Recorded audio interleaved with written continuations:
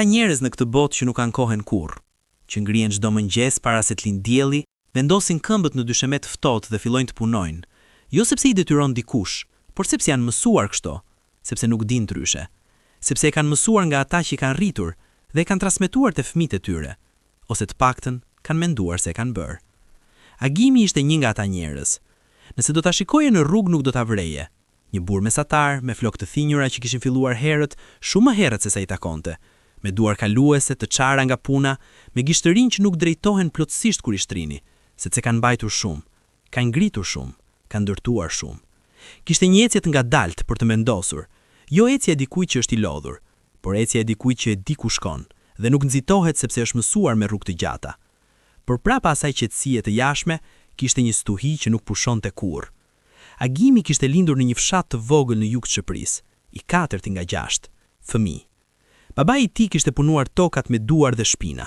Nëna e tij kishte qenë mësuese e klasave të ulta në shkollën e fshatit. Njerëz të drejtë për drejtë, me pak fjalë dhe shumë vepra. Kishin dhënë gjithçka për fëmijët e tyre. Aq sa kishin. Dhe kur Agimi u martua, i ri, me shpresë të madhe në zemër dhe pak lek në xhep, u betua me veten se do të bënte të njëjtën gjë, edhe më shumë. Gruaja e tij, Vjolca, kishte qenë gruaja e duhur për të. Jo sepse ishte e bukur, edhe pse ishte, por sepse e njihte.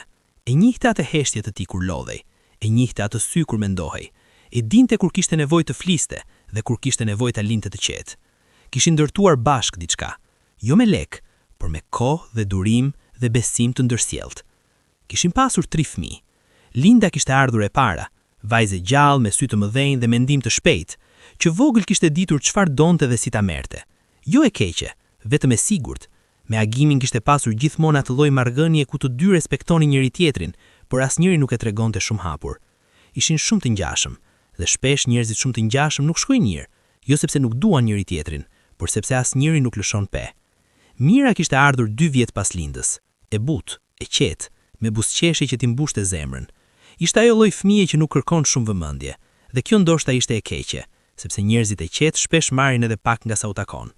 Mira e kishte mësuar herët se si të qëndronte mënjan, se si të mos bëhej bar, se si të dukej mirë edhe kur nuk ishte. Dhe pastaj kishte ardhur Erini.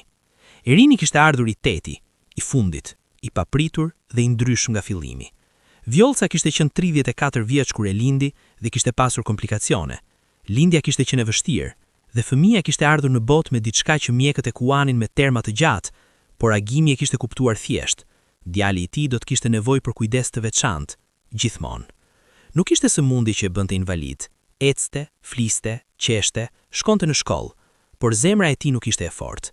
Kishte probleme kronike, ritëm i të shregullt, valvule dimtuar, momente krizash që sillnin frikë të vdekjes.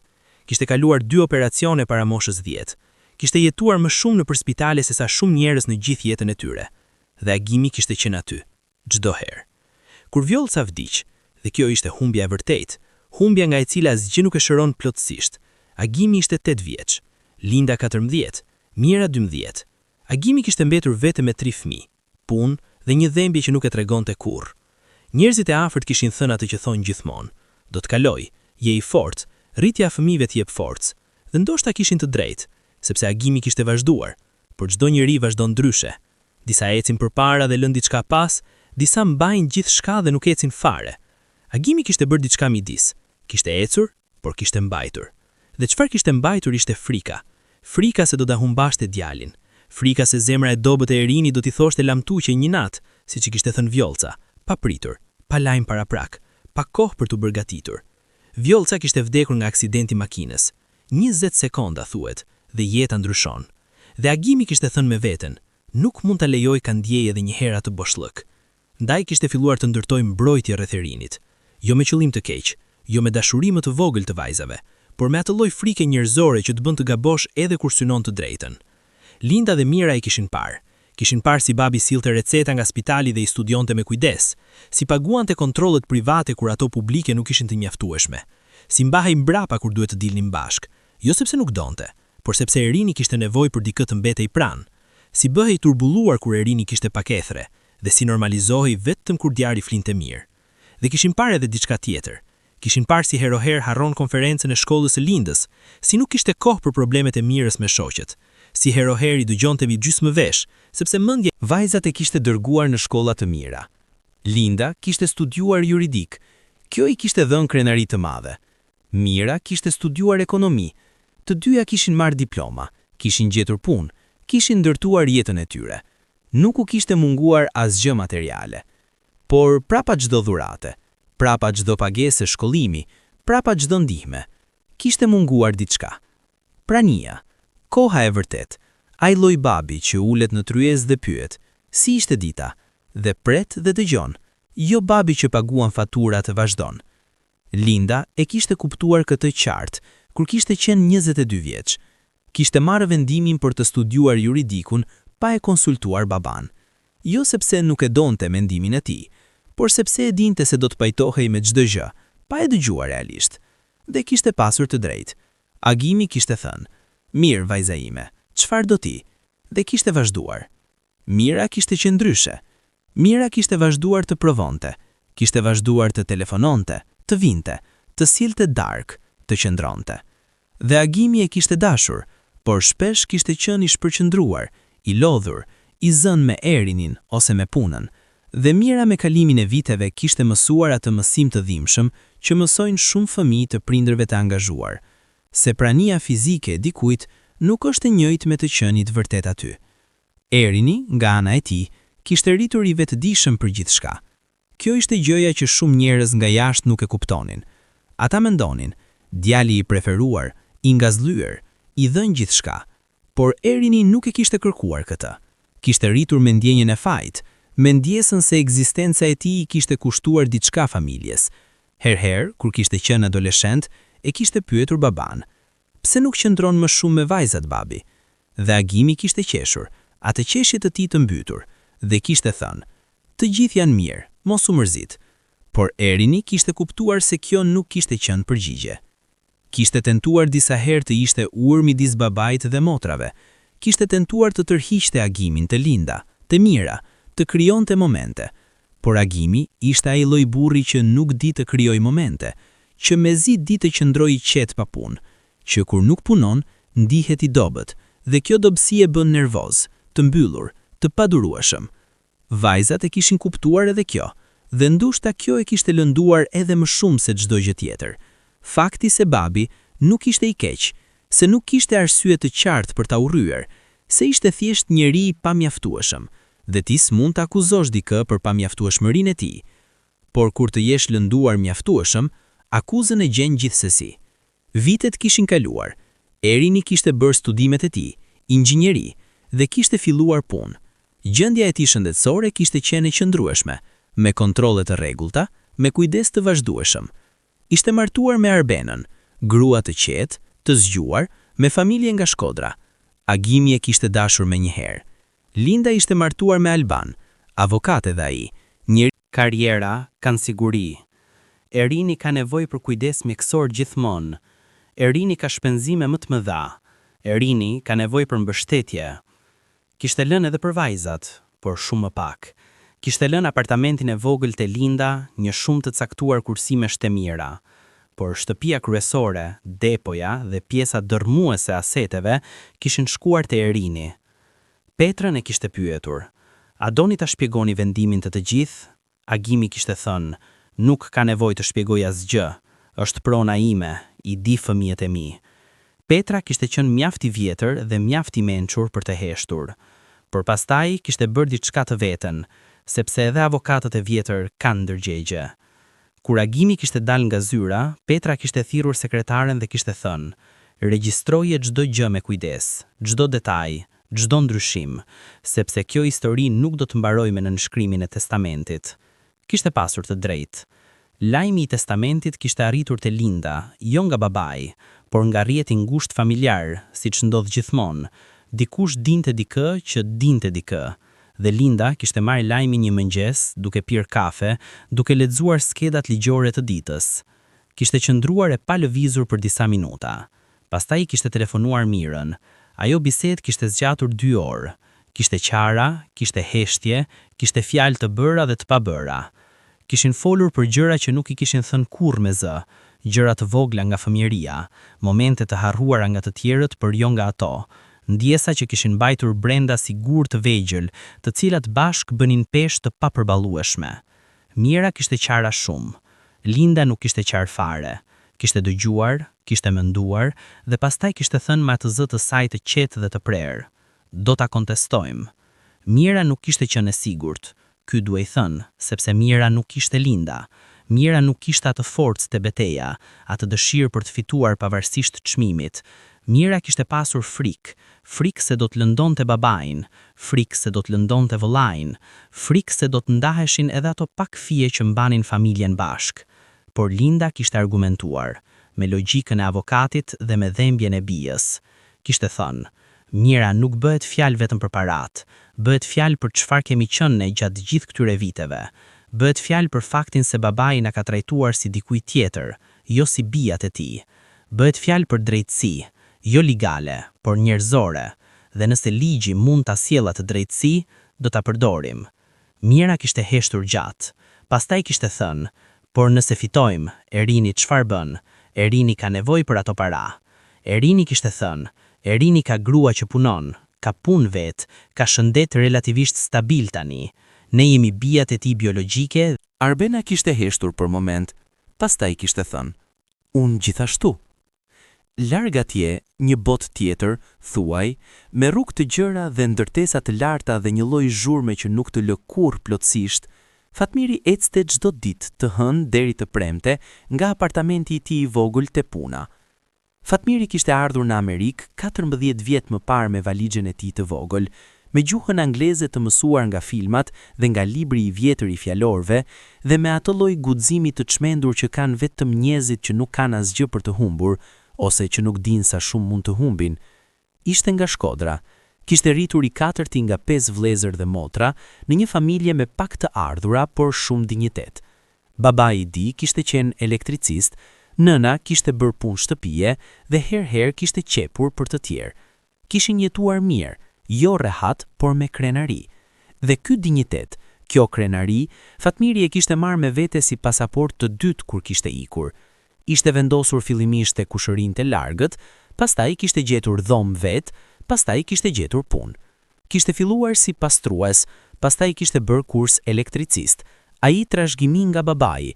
Pastaj kishte punuar seriozisht, kishte mësuar gjuhën mirë, kishte kuptuar vendin e ri. Kishte bërë biznes të vogël, shërbime elektrike dhe mirëmbajtje. Kishin 2 punonjës tani, kishte klientel të mirë.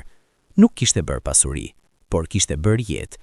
Ishte martuar me Dritën, shqiptare edhe ajo, nga Tirana, me të cilën kishte qenë bashk prej 9 vitesh. Kishin 2 fëmijë, Blerta 8 vjeç dhe Luli 5. Kishin apartament me qira, makina të vjetra por funksionale, jetë të zakonshme. Fatmiri punonte shumë, si babai i tij, si gjyshi i tij. Kjo ishte gjëja e vetme që e njihte si mënyrë të jetesës. Por brenda asaj jete të zakonshme, kishte gjithmonë një pikëllim i qetë, nostalgjia. Jo ajo nostalgjia romantike e filmave, nostalgjia reale, ajo që të zë herë kur dëgjon një tingull të njohur, kur ha diçka dhe të kujton era shtëpin, kur shikon fëmijët e tu duke lozur dhe mendon, sa shumë do doja t'i shihnin edhe ata vendi im, fushat, deti. Kishte shkuar në Shqipëri 3 herë gjatë gjithë kohës, kishte mbajtur kontaktet me familjen, por vitet e shkuara janë të shkuara dhe distanca është reale, fizike dhe emocionale. Ajo ditë kishte filluar si çdo ditë tjetër. Fatmiri kishte qenë në një lagje të mirë të qytetit për një punë, kishte ndryshuar tabelën elektrike të një shtëpie të madhe, gjë rutinë. Kishte mbaruar herët, kishte marrë mjetet, kishte filluar të kthehej. Kishte vendosur të ecë pak, dita kishte qenë e mirë, dielli mbutë, temperaturë e këndshme. Kishte kaluar pranë asaj parku të madh, park me liçen artificial, me rrugica të mbuluara me pemë. Kishte ndalur pak, kishte menduar se Blerta do ta kishte dashur, kishte nxjerr telefonin të bënte foto, dhe pastaj kishte dëgjuar. Fillimisht kishte menduar se ishin njerëz duke luajtur, zhurmuj, zhurme çuditshme, por pastaj kishte dëgjuar atë tingull që nuk e ngatroni kurrë me asgjë tjetër, thirrje ndihme, real, dëshpëruese. Kishte vapruar. Fatmiri kishte qeshur, atë qeshje shqiptare e njohur, pak e turpshme, pak e krenare. Kishte thënë, Nuk kam bërë asgjë të veçantë, çdo kush do ta kishte bërë.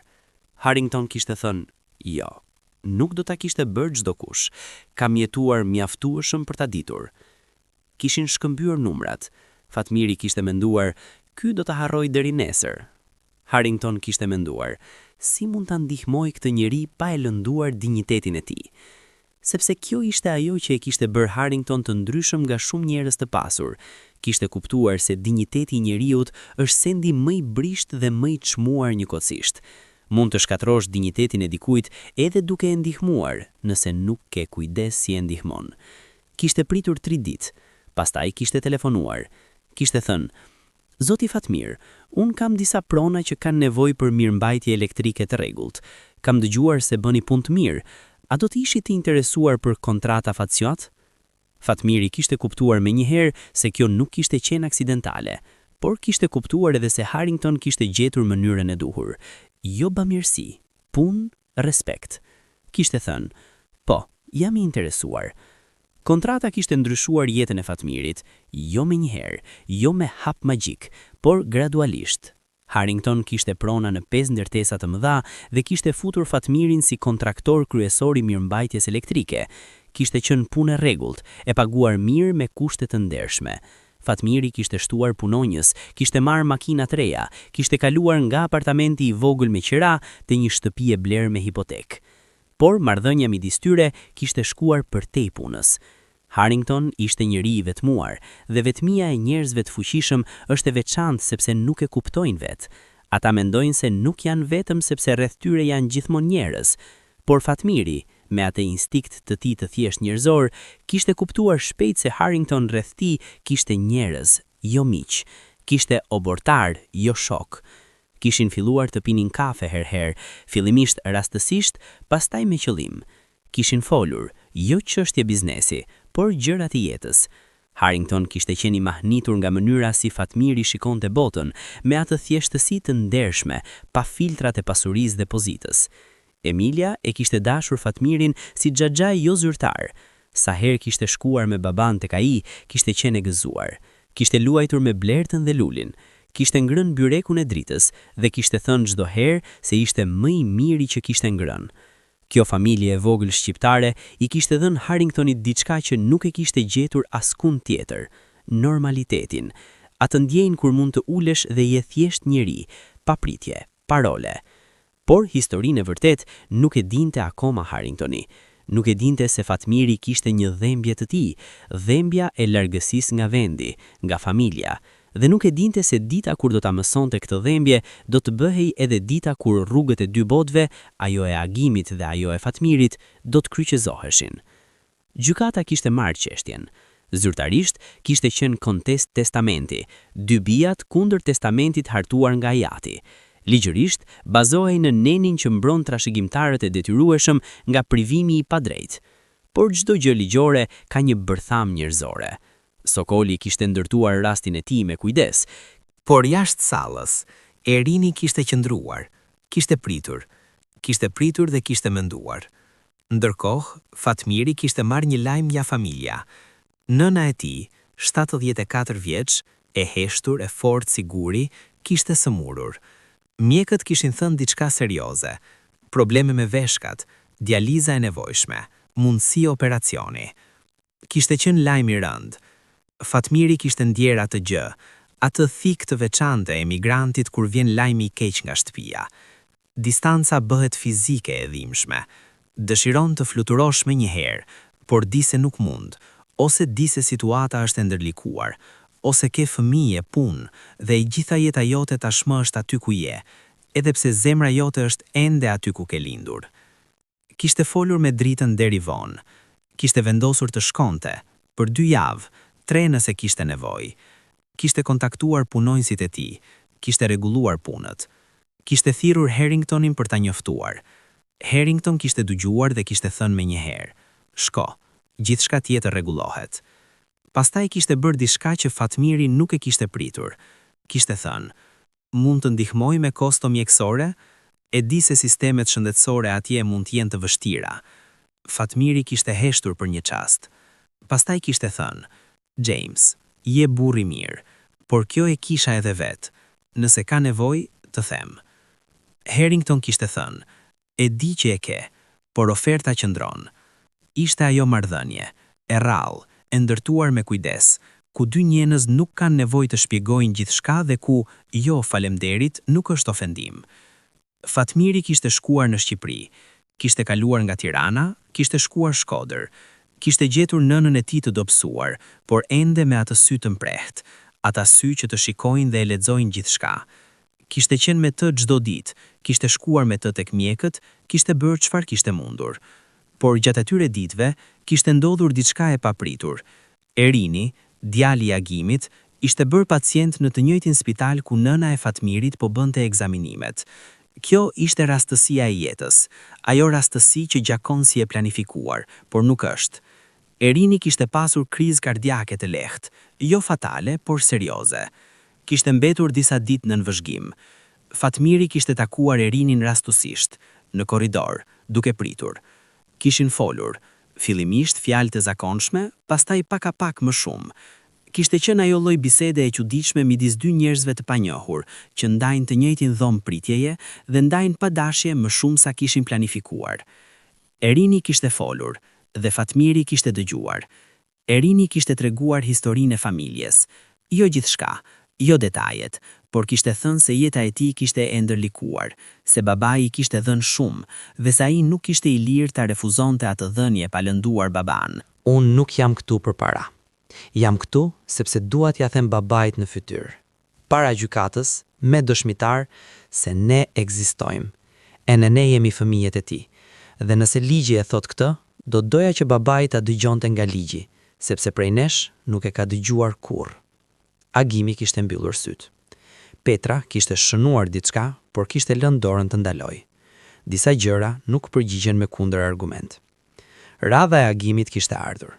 Kishte ulur, burri 70 e diçka vjeç, me flok plotësisht të thinjura tani, me trupin e dikujt që ka punuar shumë, me sytë e dikujt që ka jetuar shumë.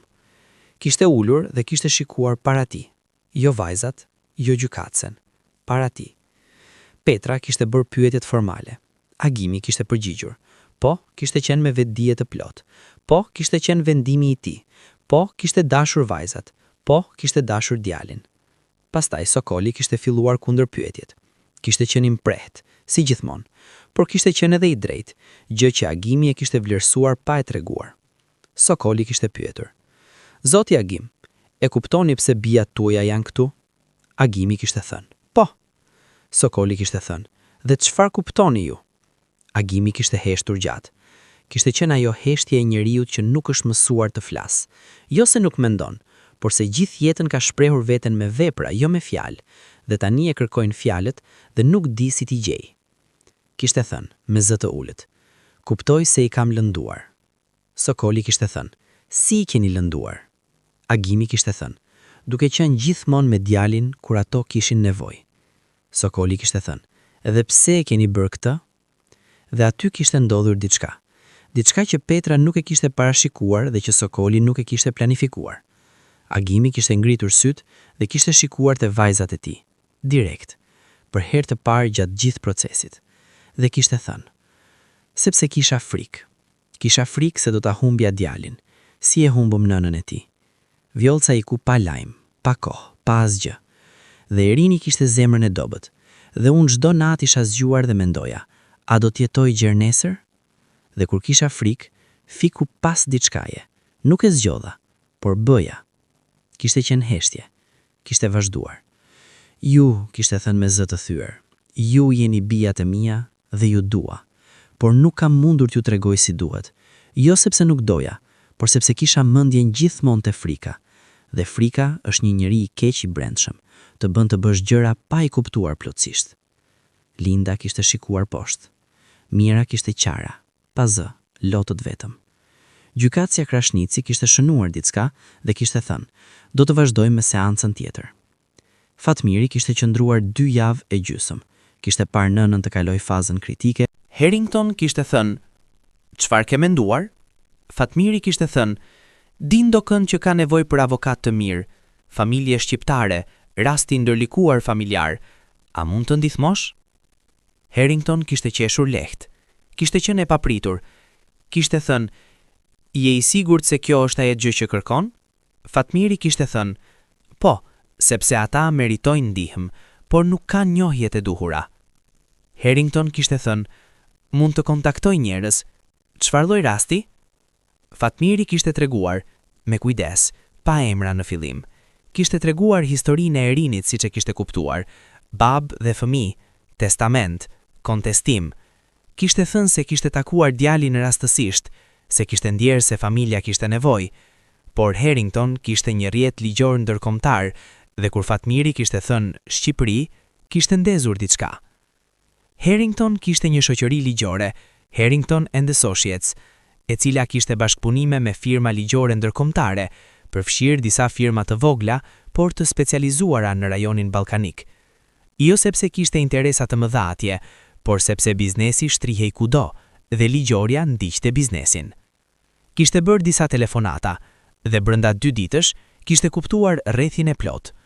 Kishte ardhur tek Fatmiri dhe kishte thënë, "Historia që ke treguar, familja Agim. Kjo familje ka një çështje gjyqësore aktive dhe unë mund të ndihmoj, jo drejt për drejt, por nëpërmjet njerëzve të duhur." Fatmiri kishte pyetur, "Por cila palë do të ndihmohet?" Harrington kishte heshtur. Pastaj kishte thënë diçka shumë të rëndësishme.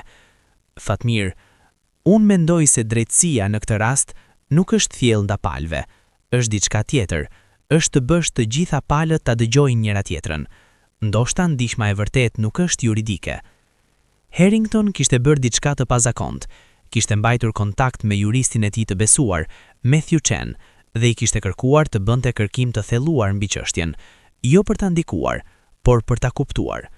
Matthew kishte ardhur me një raport të detajuar dhe kishte thënë, "Zoti Harrington, kjo çështje ka diçka interesante. Prova që ka mbledhur avokati I vajzave është e fortë ligjërisht, por ka edhe diçka tjetër. Ka një letër e shkruar nga babai për të 3 fëmijët, e datuar shumë kohë para sëmundjes, e depozituar te avokati I tij I vjetër.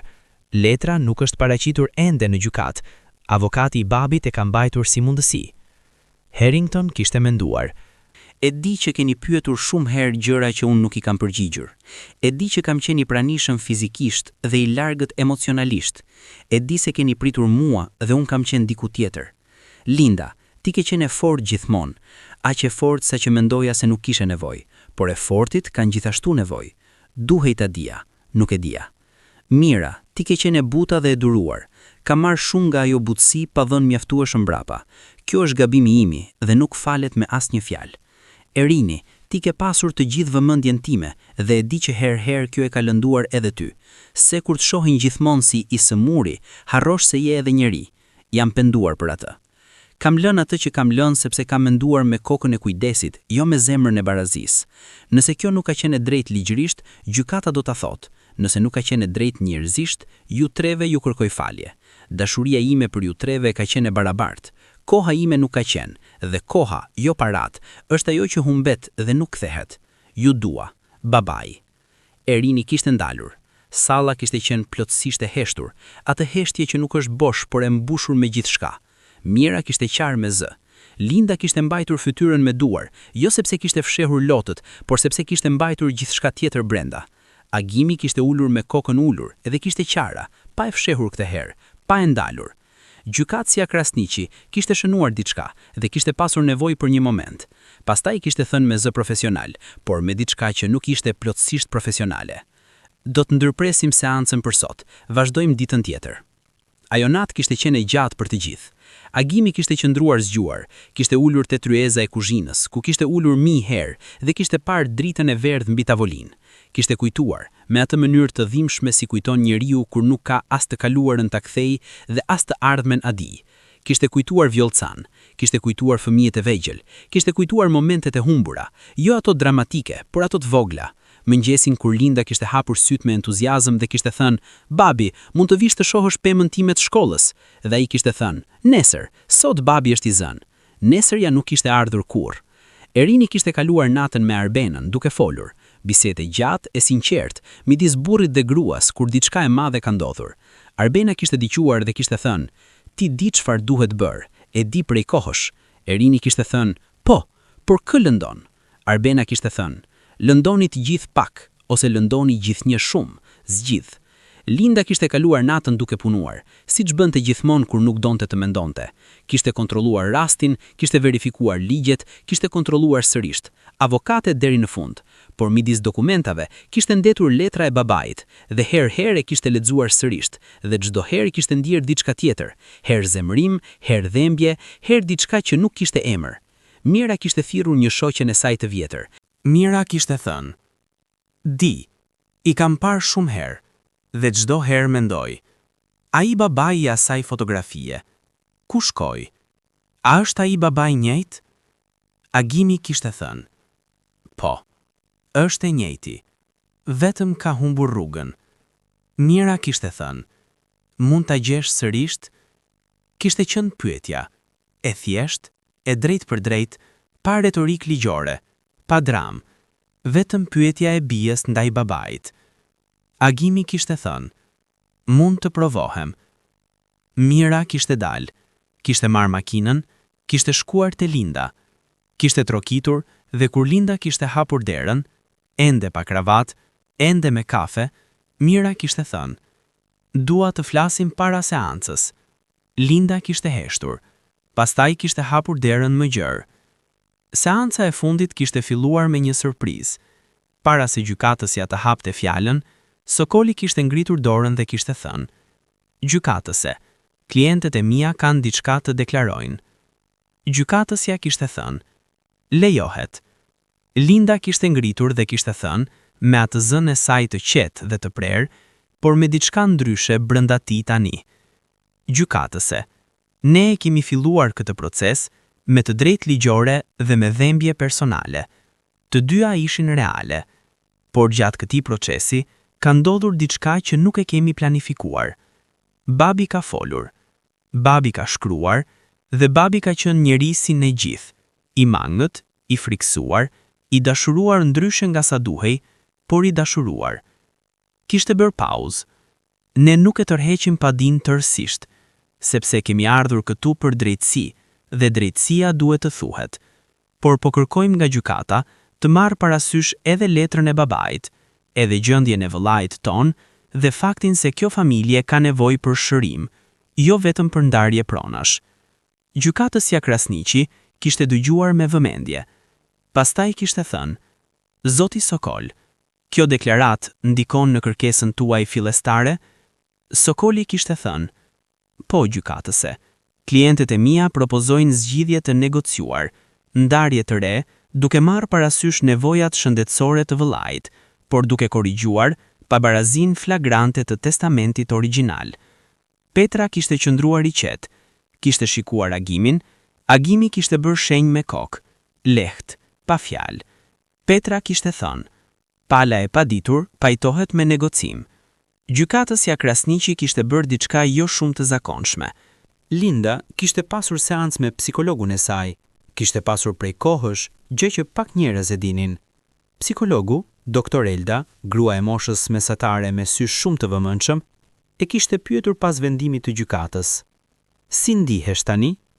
Linda kishte thënë, nuk e di. Doktoresha ishte pritur. Linda kishte thënë, mendoja se kur të merrja drejtësi, do të ndiheja komplet, por nuk ndihem komplet, ndihem ndryshe, si dikush që ka ecur shumë gjatë drejt një destinacioni, dhe kur ka arritur, ka gjetur se destinacioni nuk ishte ai që mendonte. Doktoresha kishte thënë, çfarë gjete atje? Linda kishte menduar gjatë, pastaj kishte thënë, gjeta baban, atë baban real, jo atë figurën që kisha ndërtuar në kokën time, figurën e babit perfekt që duhej të kisha pasur, baban real, me tmetat e tij, me frikrat e tij, me dashurinë e tij të çuditshme dhe të papërsosur. Doktoresha kishte thënë, dhe si është ai baba real? Linda kishte thënë, me zë shumë të ulët, është njeri, thjesht njeri, dhe kjo është njëkohësisht zhgënjyese dhe çliruese. Doktoresha kishte thënë, pse çliruese?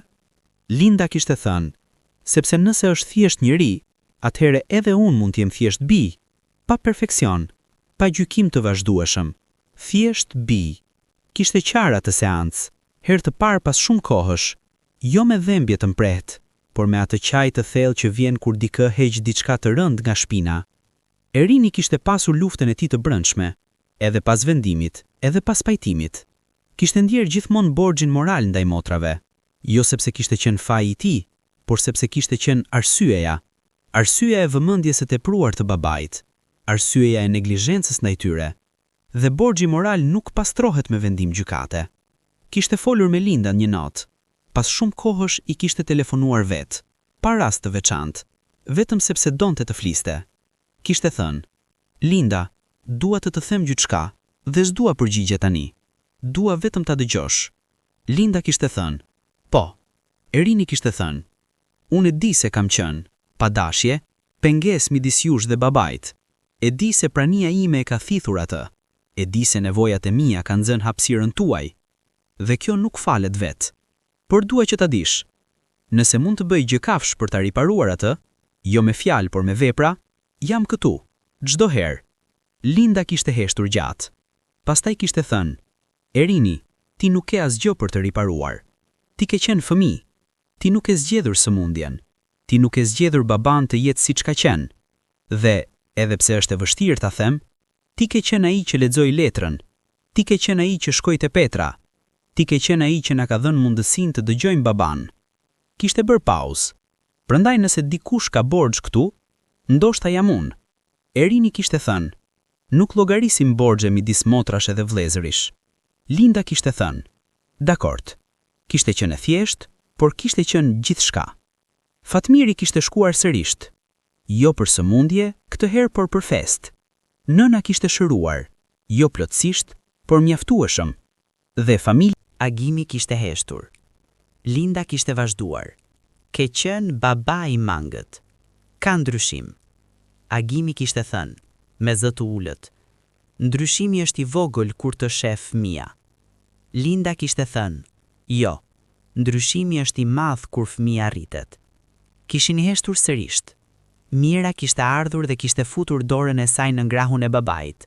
Gest fëmijëror, spontan, si e vogla. Agimi kishte mbyllur krahun dhe e kishte mbajtur. Erini kishte qëndruar pak mbrapa me Arbenën, duke i lënë kohë. Kishte parë baban me motra dhe kishte ndjerë diçka, jo lehtësim të thjeshtë. Kishte ndjerë atë gjë të rrallë që ndodh kur njerëzit e dashurisë bëjnë hapin e parë drejt njëri tjetrit pas shumë kohe. Shpresë, e brisht, e pasigurt, por reale. Fatmiri kishte treguar historinë te Harringtoni. Jo gjithçka, por thelbin. Harrington kishte dëgjuar dhe kishte thënë: "Pra ndihmove familje që nuk e njihje, me burime që nuk ishin tuajat, sepse kishte qenë gjëja e drejtë." Fatmiri kishte thënë: "Nuk kam bërë asgjë. Kam folur me njerëzit e duhur." Erini kishte thënë: "Nganjëherë, kjo është e gjitha." Kishin mbetur në kontakt, Fatmiri dhe Erini. Ishte ajo lloj miqësie e rastit që formohet midis dy njerëzve të ndryshëm dhe mbetet, sepse ka pasur diçka të vërtet në bazën e saj. Fatmiri kishte treguar historinë te Harringtoni, jo gjithçka, por thelbin. Harrington kishte dëgjuar dhe kishte thënë: "Pra ndihmove familje që nuk e njihje, me burime që nuk ishin tuajat, sepse kishte qenë gjëja e drejtë." Fatmiri kishte thënë: "Çdo shqiptar do ta kishte bërë." Harrington kishte thënë: "Jo, çdo njeri i mirë do ta kishte bërë.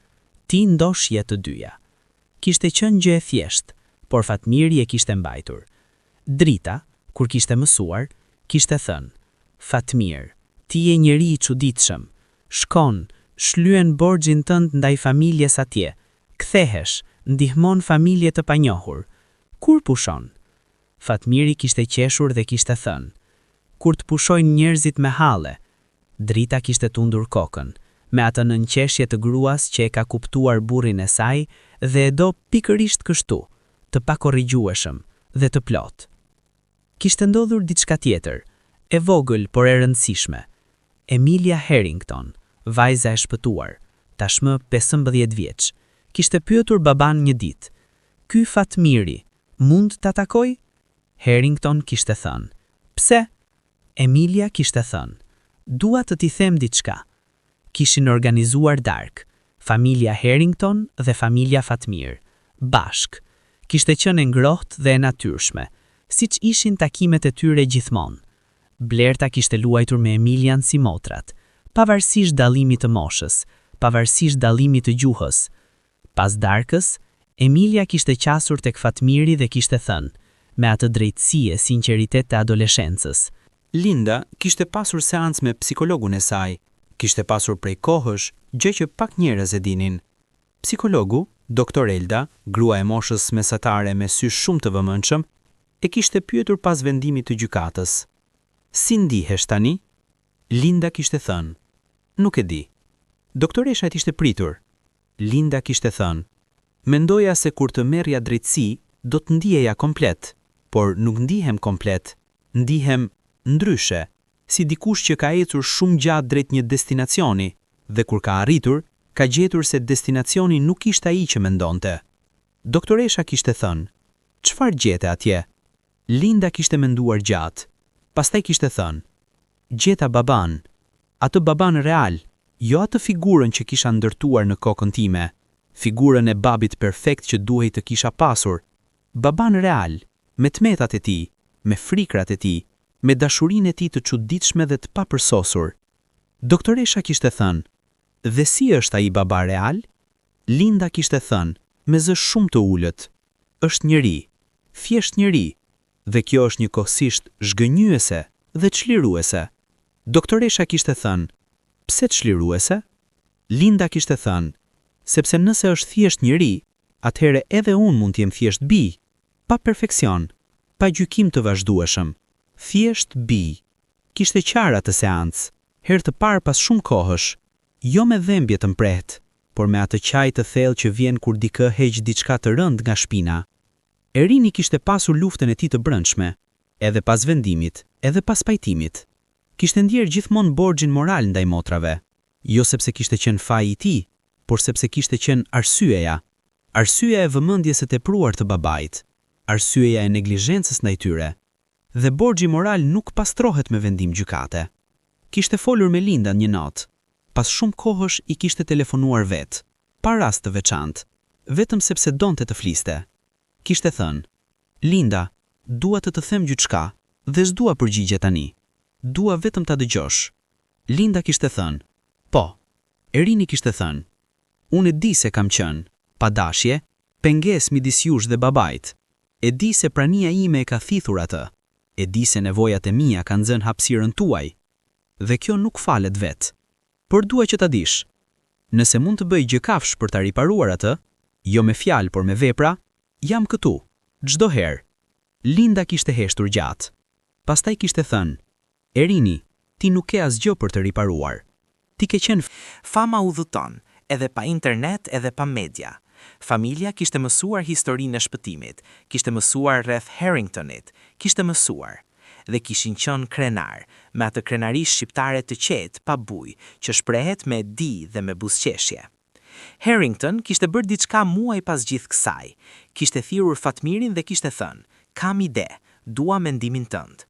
Harrington kishte vendosur të krijonte fond scholarship, bursë studimi, për studentë shqiptar në universitetet amerikane. Kishte thënë, emri do të jetë Faton Scholarship, jo emri im, jo emri i Emilias, Faton, sepse kjo fjalë shqipe për fat dhe për rrugë të bëra ishte dukur e duhura. Fatmiri kishte thënë, pse shqiptar? Harrington kishte thënë, sepse ky vend dhe ky popull kanë ardhur në jetën time dhe e kanë ndryshuar. E gjeta rrugën time te ju, si e gjen rrugën kur e ke humbur, dhe dua t'u jap mundësi të tjerëve të gjejnë rrugën e tyre te ne. Fatmiri kishte thënë, James, kjo është gjëja më e bukur që ke bërë. Harrington kishte thënë, ndoshta, por jam i vonë, duhet ta bëja shumë kohë para. Fatmiri kishte thënë, koha e duhur është kur je gati, jo kur mendojnë të tjerët. Kishin kaluar muaj. Linda kishte marrë një rast familjar si i zakonshme, por këtë herë, duke dëgjuar klientet e saj, grua e re, konflikt me familjen e burrit, kishte ndjerë diçka të ndryshme. Kishte dëgjuar ndryshe. Kishte dëgjuar jo vetëm me veshët e avokatit, por me diçka tjetër, me atë pjesë të saj që kishte kaluar procesin e vet gjyqësor, jo si avokate, por si bi. Kishte thënë klientin, mund të fitojmë ligjërisht, por para se ta bëjmë këtë, dua të pyes, çfarë do ti vërtet nga kjo? Gruaja kishte qëndruar e habitur, sepse avokatët zakonisht nuk pyesin këtë. Linda kishte thënë, e pyes sepse nganjëherë ajo çfarë duam ligjërisht nuk është ajo çfarë duam njerëzisht, dhe gjykata mund të japë të parin, por jo të dyten. Gruaja kishte thënë pas mendimit, dua njohje, dua të njohin se ekzistoj. Linda kishte thënë, po punojmë për atë. Kishte qenë avokate e ndryshme nga ajo dita, jo më e dobët, jo më pak efektive, por me shtres tjetër, me kuptim tjetër. Mira kishte filluar diçka, gjë e vogël, por e rëndësishme për të. Kishte filluar të shkruaj, jo libër, jo blog, thjesht shënime, ditar i vogël i hapur çdo mbrëmje ku shkruante gjëra që kishte ndjerë gjatë ditës. Psikologja kishte sugjeruar këtë, dhe Mira kishte filluar me skepticizëm, por her pas here duke shkruar, kishte kuptuar se shumë gjëra bëheshin më të qarta kur i shihte me shkrim. Kishte shkruar një ditë, sot babi më thirri vetëm të pyes si jam, pa arsye tjetër. Kishte qenë ajo lloj bisede midis meshkujve shqiptar të moshave të ndryshme, ku thuhen pak fjalë dhe kuptohen shumë. Blerta kishte hipur te agimi në krah, si të gjithë fëmijët e vegjël me njerëz të panjohur, por me prezencë miqësore, dhe agimi kishte qeshur. Kishte qenë e rrallë, ajo e qeshur, e vërtet, e plot, pa rezervë. Linda e kishte parë dhe kishte menduar, ky është ai baba që kujtoi nga fotografitë e vjetra. Ai ishte akoma aty, i fshehur, i mbuluar nga vitet dhe frika, por aty. Disa gjëra nuk thuhen me fjalë, por kuptohen. Agimi e kishte kuptuar, më vonë, me shumë vonë, por e kishte kuptuar se dashuria nuk mjafton si emocion i brendshëm. Duhet dalë, duhet treguar, duhet zënë si kohë, si prezencë, si vëmendje, jo vetëm si para, si siguri materiale, si sakrifica të padukshme. Linda e kishte kuptuar se forca e saj kishte qenë mburoja e saj, e nevojshme, por e kushtueshme. Kishte paguar çmim të lartë për të mos u lënduar. Kishte humbur shumë momente të jetës sepse kishte qenë gjithmonë gati të luftojë dhe nuk kishte qenë mjaftueshëm gati të jetojë. Mira e kishte kuptuar se butan nuk do të thotë dobët, se ajo qëndrueshmëria e saj e heshtur kishte qenë forcë, jo dobësi. Se puna e saj e brendshme, ajo terapi, ato shënime, ato mbrëmje të vetme, kishte qenë ndërtim, jo izolim. Erini e kishte kuptuar se nuk mund të çlirohesh nga borxhi moral i ekzistencës, por mund ta kthesh atë borxh në diçka konstruktive. Mund ta bësh atë ndjenjë faji në kujdes, në vëmendje, në lidhje. Dhe Fatmiri e kishte kuptuar, çdo natë kur fikej drita dhe dëgjonte frymarrjen e fëmijëve, se vendet ndryshojnë, gjuhët ndryshojnë, rrethanat ndryshojnë, por njerëzit e mirë gjenden kudo, dhe njerëzit e mirë gjejnë njëri tjetrin, si gjejnë ujë rrugën, pa hartë, por gjithmonë poshtë, gjithmonë drejt detit. Agimi kishte bërë gjë tjetër, muaj pas gjithë kësaj. Kishte shkuar te vari i Vjollcës, diçka që bënte rregullisht, por zakonisht vetëm. Këtë herë kishte sjellë fëmijët, të tre, me Arbenën, me Albanin, me niprit e mbesat. Kishin qëndruar rreth gurit të bardhë në heshtje, çdo njeri me mendimet e veta, çdo njeri me kujtimet e veta. Pastaj, Agimi kishte thënë, me zë të ulët, si të fliste me Vjollcën, por aq lart që të gjithë ta dëgjonin. Vjollca, kam bërë gabime, por fëmijët tanë janë mirë, janë bashk, vonë, por bashk, dhe mendoj se kjo është ajo çfarë do të kishe dashur. Mira kishte vënë lule, trëndafile të kuqe, si Vjollca kishte dashur.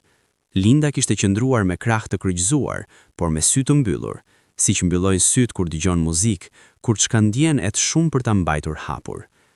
Erini kishte vënë dorën mbi gurin e bardhë, gest i heshtur, i plot.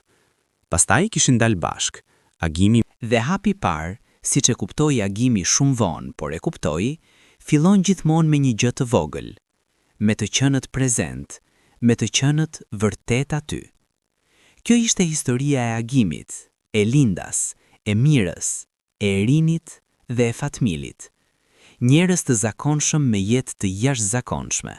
Si çdo njeri që ka guximin të shikojë veten dhe të thotë, mund të bëj ndryshe. Faleminderit që qëndruat deri në fund. Nëse ju ka prekur kjo histori, lini një koment, tregoni çfarë keni ndjerë, çfarë ju ka kujtuar, çfarë do të kishit bërë ndryshe. Çdo histori fiton kuptim të ri kur dëgjohet nga njerëz të tjerë. Mirupafshim, deri herën tjetër.